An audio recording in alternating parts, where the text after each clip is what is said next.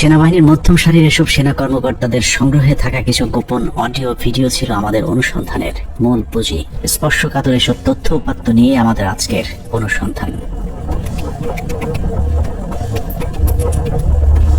অনুসন্ধানের শুরুতে একটি তদন্ত প্রতিবেদনের কয়েকটি লাইনে চোখ বোলানো যাক। যে প্রতিবেদনটি পিলখানা হত্যাকাণ্ডের পরের 18 কর্মদিবসের মধ্যে তৈরি করা হয়েছিল, কিন্তু আজও পর্যন্ত তা প্রকাশ করা হয়নি। কারণ এই প্রতিবেদনই ঘটনার মূল রহস্য লুকিয়ে আছে।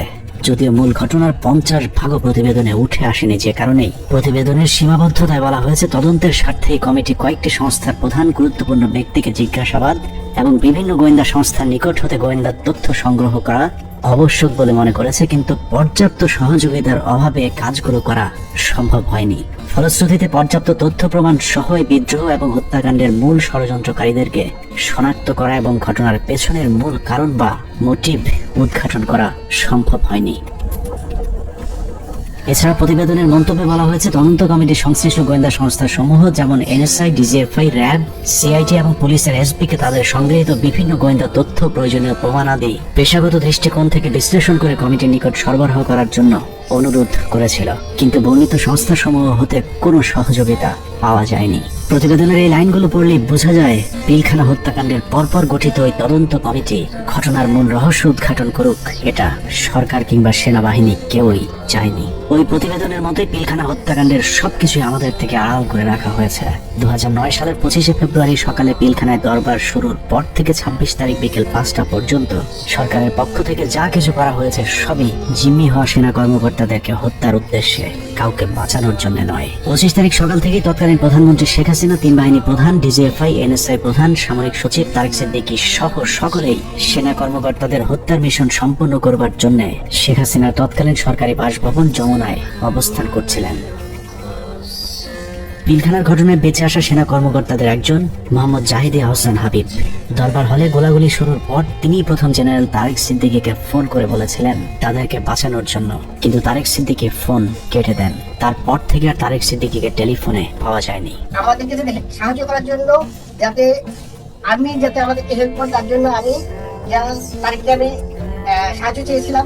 আমি যারা তারেকের সাথে সাথে কথা বলে দিয়েছিলাম আর্মিরা যাতে এখানে ইন্টারভেনশন করে, আর্মি যাতে পাঠায়, কিন্তু তারা কোনো আর্মি পাঠায়নি বা আমাদের কোনো সাহায্য করা হয়নি। পিলখানা থেকে বেঁচে ফেরা মেজর জাহিদের বক্তব্যের অনুরূপ তথ্য অপ্রকাশিত সেই প্রতিবেদনেও উঠে এসেছে, যেখানে বলা হয়েছে আনুমানিক সকাল 9:30 ঘটিকায় মহাপরিচালক বিডিআর স্বয়ং প্রধানমন্ত্রী, সেনাপ্রধান, মহাপরিচালক র্যাব এবং মহাপরিচালক ডিজিএফ এর সাথে ফোনে কথা বলেন। এ সময় বিডিআর ডিজি সুনির্দিষ্টভাবে তাদেরকে জানান 44 রাইফেলস ব্যাটালিয়ন বিদ্রোহ করেছে। এছাড়াও অবরুদ্ধ অন্যান্য সেনা কর্মকর্তাগণ তাদের মোবাইলে সাহায্যের জন্য বিভিন্ন স্থানে টেলিফোন করেন ও এসএমএস পাঠান। আত্মীয় স্বজন, বন্ধু বান্ধব ও সহকর্মীদের তাদের অসহায়ত্বের খবর জানান। সাহায্য প্রত্যাশায় আটকে পড়া কর্মকর্তারা জানায় দরবার হল বিদ্রোহী জওয়ানদের নিয়ন্ত্রণে, আমরা বন্দী, আর কথা বলা যাচ্ছে না, দ্রুত ব্যবস্থা নিন, আর হয়তো দেখা হবে না, তুমি ভালো থেকো, আমার সন্তানদের যত্ন নিও, ইত্যাদি ইত্যাদি। প্রতিবেদনের এতটুকু অংশ পড়লে বোঝা যাচ্ছে যে সকাল 9:30টায় প্রধানমন্ত্রী, সেনাপ্রধান, র্যাব ডিজি এবং ডিজিএফআই, এনএসআই সহ সকলেই বিডিআর এর ডিজি মেজর জেনারেল শাকিল আহমেদের পরিণতি কি হতে যাচ্ছে তা জেনে গিয়েছিলেন। তারপরেও কোনো পদক্ষেপ নেওয়া হয়নি। সাথে প্রায় 1 প্লাটুন আমার র্যাব ছিল, আমার সাথে আরো 2-3 জন অফিসার ছিল। আমি মেজর রাজনের কথা বলেছি, মেজর রাজন অলসো আমার সাথে ছিল, আমার সাথে আরো 2-3 জন পুলিশ অফিসার ছিল। মেজর জুলকার, তখন সম্ভবত ক্যাপ্টেন জুলকার ছিল, ক্যাপ্টেন ইয়াসির ছিল। আপনার ওইদিকে আমার 5 নম্বর গেটে মেজর আমিন ছিল, আমার কুরাইশি, বর্তমানে সে প্রবাসী। মেজর আমজাদ ছিল, আমার সঙ্গে ছিল আরো আপনার এসপি শহীদ ছিল, আমার অ্যাডজুটেন্ট খালিদ, ক্যাপ্টেন খালিদ ছিল। তো অসংখ্য অফিসার, প্রায় 7-8 জন আমার মিলিটারি পুলিশ অফিসার সব মিলে প্রায় আমি 7-8 আরো বেশি 10-12 জন আমরা 4 নম্বর 5 নম্বর গেটে ছিলাম। আমরা কিন্তু কমপ্লিটলি একটা অল্টারকেশনের ভিতরে ছিলাম। আমরা এখন বারবার এই তৎকালীন আমি এডিজি কি বেশি করে বলবো, এডিজি কর্নেল রেজানুর, আমি এখনো অবাক হচ্ছি যে এই ব্যক্তিটিকে কেন প্রশ্নের সম্মুখীন করা হয়নি। তখন কিন্তু সুযোগ ছিল তাকে প্রশ্ন করা হয়নি, এখনো কেন করা হচ্ছে না। এই ব্যক্তিটি কিন্তু আমাদেরকে বারবার বাধা দিয়েছে যে আমাদের ভিতর প্রবেশ না করি। এই যমুনা ভবনের থেকে সে বারবার বলছিল এবং রেফারেন্স দিয়েছিল প্রাইম মিনিস্টারের, যে উনি বলেছেন একটা আলোচনা হবে, কেউ যেন আমরা এখানে বিডিআর গেটে কোনো ধরনের আক্রমণ না করি এবং ভিতরে ঢোকার চেষ্টা না করি। ততক্ষণে সেনাবাহিনী এবং র্যাবের বেশ কয়েকটি দল পিলখানার বিভিন্ন গেটে অবস্থান নিয়েছিল। ভেতরের পরিস্থিতি ক্রমেই নিয়ন্ত্রণের বাইরে চলে যাচ্ছে সেই খবর তাদের কাছেও পৌঁছেছিল, কিন্তু তাদেরকে পিলখানার ভেতরে অভিযান চালানোর পথে বাধা সৃষ্টি করে রেখেছিল সেই একই জায়গা থেকে। রেজাকে সেখানে কর্নেল রেজানুর খান র্যাবের এডিজি থামাই দেয় যে কোনো ভাবে, সে ঢুকতে পারে নাই। সেটা কিন্তু আমি বলতেছি অ্যারাউন্ড 9 AM আমরা আসবার আগে, যেটা আমাকে রেজা, আমি ওখানে যাওয়ার পরে 10:30টার সময় রেজা আমাকে ব্রিফ করে যে স্যার এই অবস্থা, আপনারা কি ঢুকতে পারবেন? তখন আমি জেনারেল হাকিমকে বলি, উনি বললেন যে না, এখন ঢোকা যাবে না।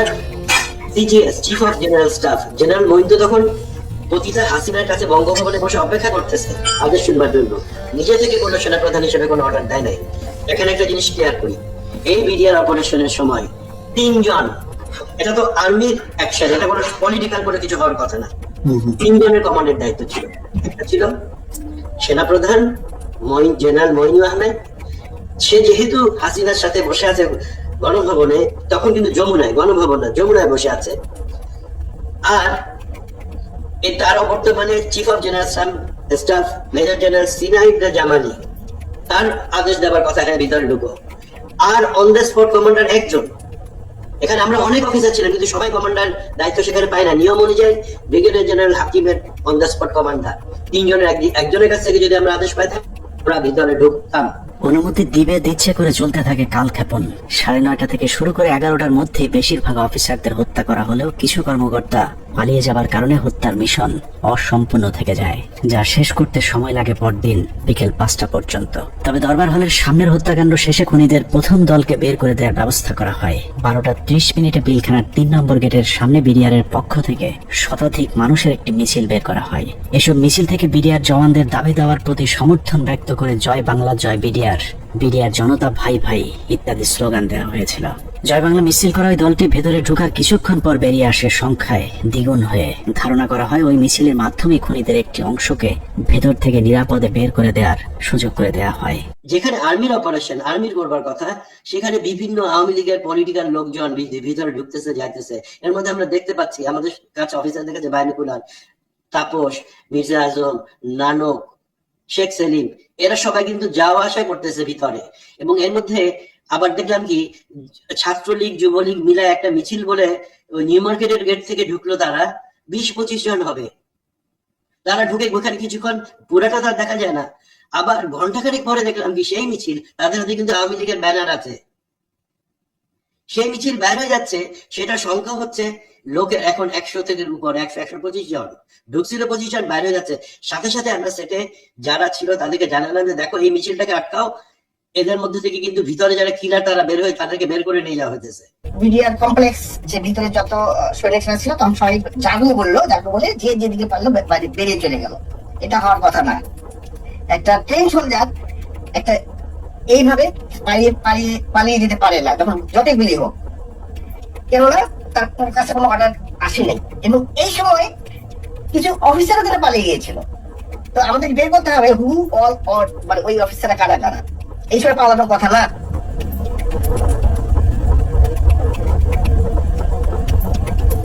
দুপুর 1:30।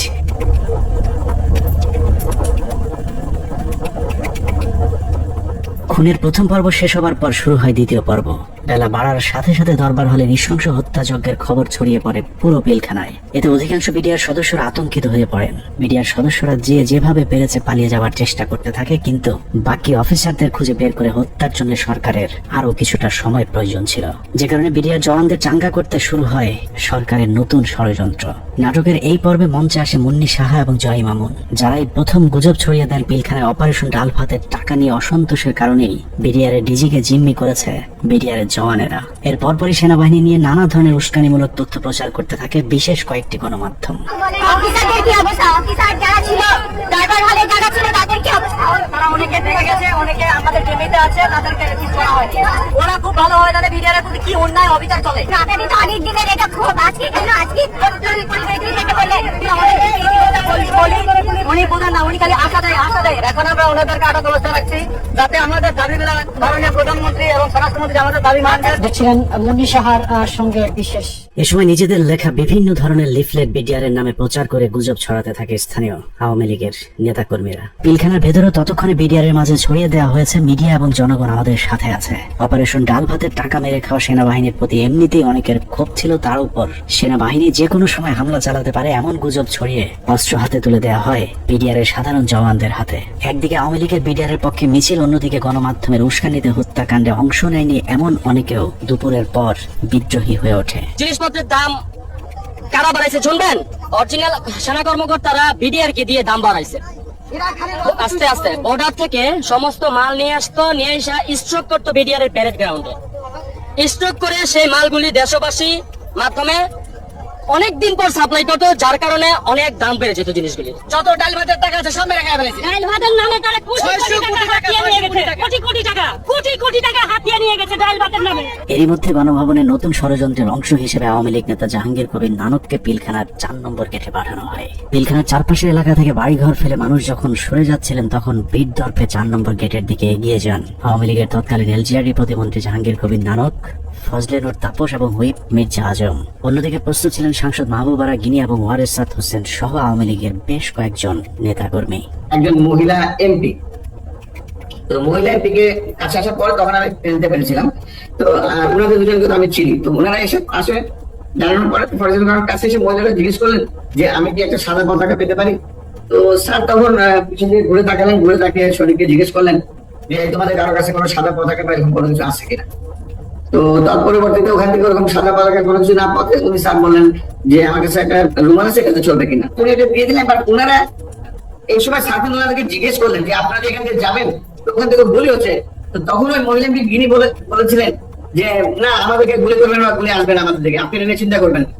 তো এই জিনিসগুলো কিন্তু কিছু সিগনিফিকেন্ট, তখন এগুলো অর্থ বুঝি নাই যে ওনারা এইভাবে এত কনফিডেন্ট। বাট এগুলো যেমন পরবর্তীতে জীবনে আসার পর আমি বুঝতে পেরেছি যে আচ্ছা এইটার মানে তাহলে এই জিনিসটা দাঁড়ায়। আওয়ামী লীগের ওই প্রতিনিধি দলকে পেয়ে বিডিআর সদস্যরা মনে করেছিল তারা হয়তো বিডিআর কে বাঁচাতেই এসেছিল, কিন্তু এটাই ছিল বিডিআর এর জন্য সবচেয়ে ভয়ঙ্কর ফাঁদ। যেই ফাঁদে পা দেয় পিলখানা হত্যাকাণ্ডের পুরো দায় বিডিআর এর উপর চলে আসে। পিলখানা 4 নম্বর গেটে যখন নানক আজমদের নেতৃত্বে আওয়ামী লীগের একটা দল পিলখানার ভেতরে পৌঁছায় তখন বিডিআর এর পোশাক পরা কিছু লোক তাদের সাথে বেশ কিছুক্ষণ কথাবার্তা বলেন। তাদের মধ্যে কি কথা হয়েছে সেটা জানা না গেলেও এর পরপরই বিডিআর এর কয়েকজন ব্যক্তিকে সামনে নিয়ে আসা হয় যাদের নাম এর আগে কখনো শোনা যায়নি। তাদের মধ্যে একজন ডিএডি তৌহিদ, যাকে আমরা পিলখানা হত্যাকাণ্ডের কথিত মূল হোতা হিসেবে এতদিন ধরে জেনে এসেছি। নানক আজমদের সাথে বৈঠক করা ওই দলটি ডিএডি তৌহিদ সহ কয়েকজন ডিএডি কে খুঁজতে থাকেন। বিডিআর এর পোশাক পরা ওই দলটি ডিএডি তৌহিদের পিলখানার বাসায় গিয়ে তৌহিদের সন্ধান চেয়েছিলেন, কিন্তু বিডিআর এর পোশাক পরা থাকলেও ডিএডি তৌহিদ সেনাবাহিনী নাকি বিডিআর এর কর্মকর্তা সেটাও তারা জানতেন না। আমার বাসার সামনে নেম প্লেট ছিল তৌহিদ লেখা। জিজ্ঞেস করতেছে যে তৌহিদ উনি কি বিডিআর না আর্মি। আমি বলছি উনি বিডিআর এর র্যাঙ্ক কি, ডিএডি কি আর্মি না বিডিআর এর, মানে ওরা এটাও চিনে না যে ডিএডি র্যাঙ্ক আর্মি বিডিআর এর হয়। বুঝেন তাহলে ডিএডি তৌহিদের পরিবারকে ভয়ভীতি দেখিয়ে তার অবস্থান জানা হয়। এরপরই প্রথমবারের মতো দৃশ্যপটে আসেন ডিএডি তৌহিদ, ডিএডি আব্দুর রহিম সহ বেশ কয়েকজন বিডিআর এর সৈনিক, যাদেরকে বিডিআর বিদ্রোহের নেতা পরিচয় দিয়ে নিয়ে যাওয়া হয় প্রধানমন্ত্রীর সাথে বৈঠকে। বেলা 3:40 বিডিআর এর 14 দলের একটি প্রতিনিধি দল শেখ হাসিনার বাসভবন যমুনায় প্রবেশ করেন। পিলখানা হত্যাকাণ্ড নিয়ে করা গোপন সেই প্রতিবেদনে উল্লেখ করা হয়েছে বিডিআর এর ওই প্রতিনিধি দলটি যমুনায় শেখ হাসিনার সাথে বৈঠকের সময় সেখানে আর কাউকে থাকতে দেওয়া হয়নি। অর্থাৎ পিলখানার ভেতরে সেনা কর্মকর্তাদের ভাগ্যে কি ঘটেছিল সেই খবর একমাত্র শেখ হাসিনাকেই জানানো হয়েছিল। যমুনায় বৈঠক শেষে বিডিআর এর প্রতিনিধি দল গেটের বাইরে আসার পর অপেক্ষমান সাংবাদিকদের সাথে কথা বলেন। সেখানে নানান প্রশ্নের জবাব দেওয়ার পর ভেতরে কতজন শহীদ হয়েছেন সেটা নিয়ে জিজ্ঞেস করতেই ডিএডি তৌহিদকে সেখান থেকে সরিয়ে নিয়ে যায় জাহাঙ্গীর কবির নানক।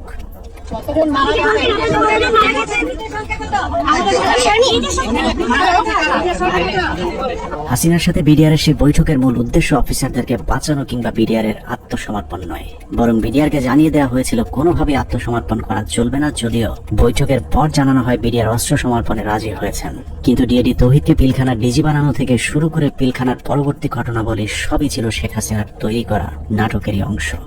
মাননীয় প্রধানমন্ত্রী তাদের আবেদনের পরিপ্রেক্ষিতে বিডিআর সদস্য ভাইদের আবেদনের পরিপ্রেক্ষিতে আজকের ঘটনা সাধারণ ক্ষমা ঘোষণা করেছেন।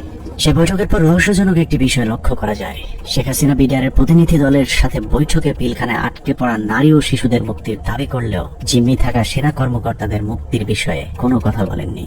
ভিতরে যারা মহিলা শিশু সন্তানের দিকে যারা আটকা পড়েছেন হেডকোয়ার্টারের ভিতরে, তাদেরকে এই মুহূর্তে তারা যাওয়া পরিস্থিতি ব্যবস্থা করে দিবেন। কেন শুধুই নারী শিশুদের মুক্তি চাওয়া হয়েছিল সেই প্রশ্নের উত্তর জানতে আমরা 2009 সালের একটি জিজ্ঞাসাবাদের অডিও শুনে আসব, যেখানে পিলখানা হত্যাকাণ্ডে অভিযুক্ত হিসেবে জাহাঙ্গীর কবির নানককে সেনাবাহিনীর বিশেষ একটি তদন্তকারী দল জিজ্ঞাসাবাদ করেছিলেন।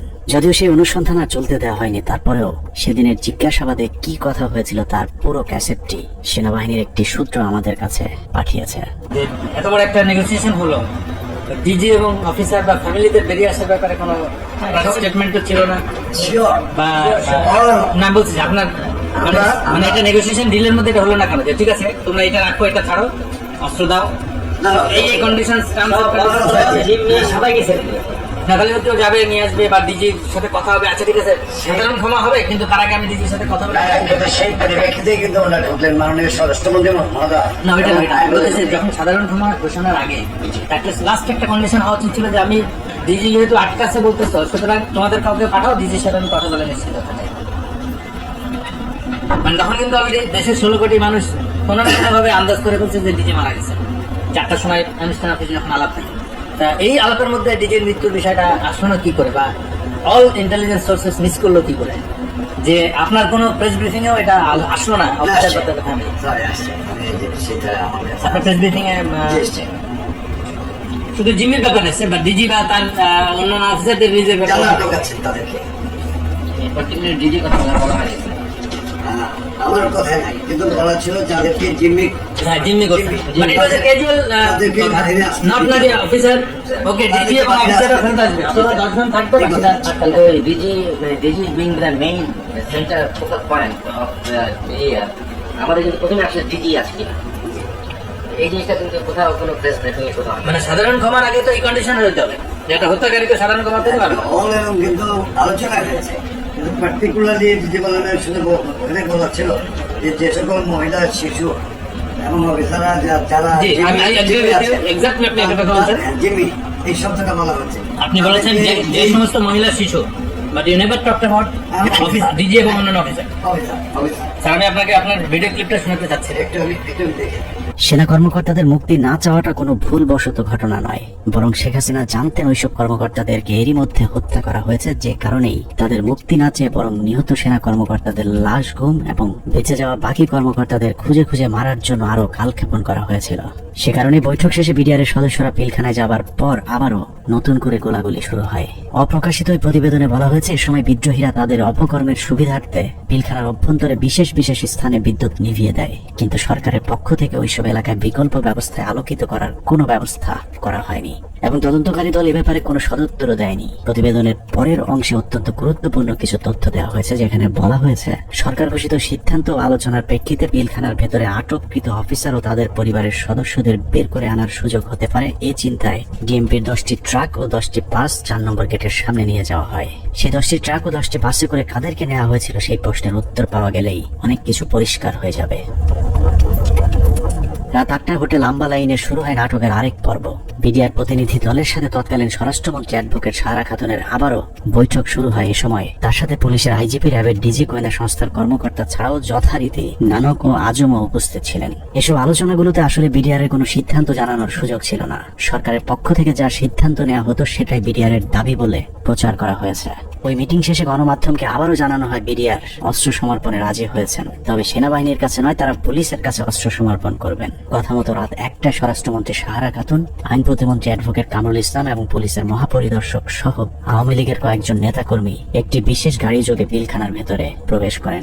আওয়ামী লীগের প্রতিনিধি দলের পিলখানায় যাবার মূল উদ্দেশ্য কি ছিল সেটা পরিষ্কার হয়ে যাবে তাদের সন্দেহজনক কিছু কার্যক্রম দেখলেই। প্রতিনিধি দলের প্রথমেই সেনাবাহিনীর জিম্মি থাকা কর্মকর্তাদের খুঁজে বের করার কথা থাকলেও সাহারা খাতুন সহ প্রতিনিধি দলটি কয়েকটি বাসায় গিয়ে মাত্র 15 জনকে উদ্ধার করে নিয়ে আসেন। অথচ সেনাবাহিনীর কর্মকর্তারা কোথায় আছেন, তাদের পরিবারের কি পরিণতি হয়েছে এই ব্যাপারে কোনো আগ্রহ দেখায়নি আওয়ামী লীগের ওই প্রতিনিধি দলটি। গণমাধ্যম যেন এ বিষয়ে কোনো প্রশ্ন তুলতে না পারে সেজন্য শুধুমাত্র বিটিভির একজন পরীক্ষিত আওয়ামী সাংবাদিককে পিলখানার ভেতরে নিয়ে যাওয়া হয়, যার নাম মুশফিকা নাজনীন, যিনি মুন্নি শাহর ঘনিষ্ঠ বান্ধবী। 25 তারিখ থেকে পরবর্তী কয়েকদিনের সব অপকর্মের সাক্ষী সাংবাদিক মুশফিকা নাজনীনকে জিজ্ঞাসাবাদ করলে ওই রাতের অনেক প্রশ্নের উত্তর পাওয়া যাবে। সে রাতে সবচেয়ে রহস্যজনক ঘটনা হলো হোটেল আম্বালায় বৈঠক শেষে সাংবাদিকদের জানানো হয়েছিল বিডিআর সেনাবাহিনীর পরিবর্তে পুলিশের কাছে অস্ত্র সমর্পণে রাজি হয়েছে। অথচ সরকারের প্রতিনিধি দলটি 10,000 বিডিআর অস্ত্র জমা নিতে পিলখানায় আইজিপি ছাড়া কোনো পুলিশ সদস্য তাদের সাথে নেয়নি। ভেতরে কেন পুলিশ নিয়ে যাওয়া হয়নি সেই বিষয়টি জানতে 2009 সালের 27 ফেব্রুয়ারি অ্যাডভোকেট কামরুল ইসলামকে জিজ্ঞাসাবাদ করেছিল তদন্তকারী দল। সেই রেকর্ডের একটি কপি আমাদের অনুসন্ধানে উঠে এসেছে। কোর্টের থেকে যখন বেরিয়ে আসেন মাননীয় স্বরাষ্ট্রমন্ত্রী বলেন যে ঠিক আছে আপনারা জমা দিতে থাকেন, আমরা যাই। না না, জমা রাখার পর যেটা উনি বাইরে এসেও মিডিয়াকে বলেছিলেন, হ্যাঁ ওনারা জমা দিচ্ছেন, আমি চলে আসছি।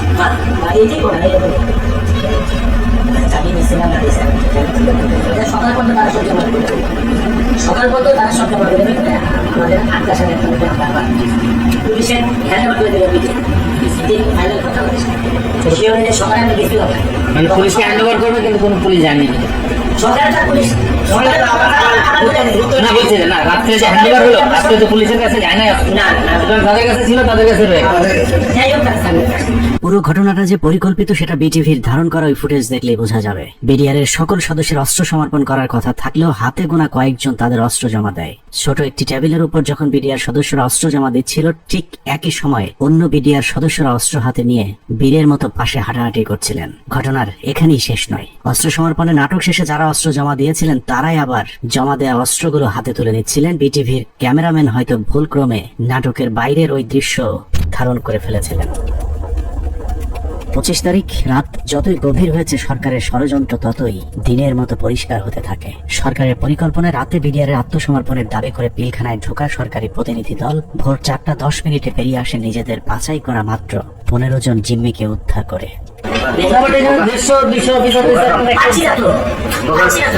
তাহলে মানে যে কোনো হোস্টেজ রেস্কিউ,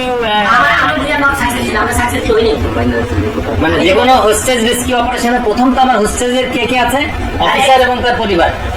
কয়জন অফিসারকে আমার সাথে আনলাম, কয়জন প্লাস হোস্টেজের মধ্যে সব থেকে বড় হোস্টেজ যেটা ডিজি এবং তার পরিবার, তাদের কেউই আসলো না, তাদের বেঁচে আছে না মরে গেছে তাও জানলাম না। তাহলে হোস্টেজ অপারেশন কি হবে?